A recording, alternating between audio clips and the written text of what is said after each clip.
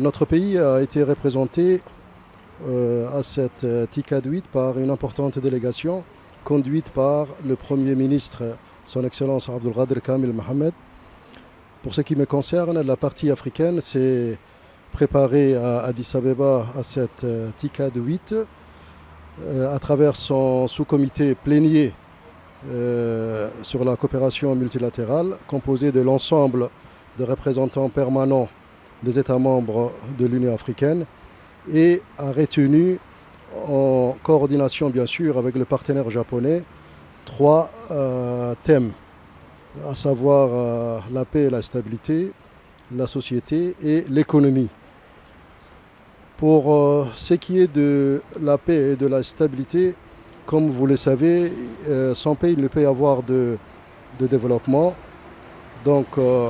face aux défis et aux menaces croissantes en matière de sécurité sur le continent,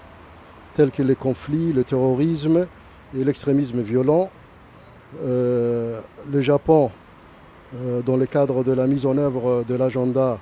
2063 de l'Union africaine, s'engage à soutenir les efforts du continent à travers les cadres normatifs et les mécanismes institutionnels déjà en place, comme l'architecture africaine de paix et de sécurité, ou encore l'architecture africaine de gouvernance. Concernant la société, il s'agit de mettre ou de bâtir une société résiliente et durable dans une ère post-pandémique de Covid-19 pour assurer la sécurité humaine à travers l'agenda 2063 de l'Union africaine et les objectifs de développement durable des Nations Unies, tout en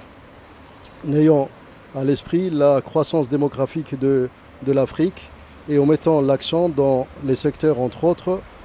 de l'éducation, de la santé et de l'environnement. En guise de conclusion, je peux dire que cette TICAD 8 a été marquée par un esprit de solidarité, et d'engagement vers un objectif commun, qui est une Afrique résiliente, inclusive et prospère. Merci.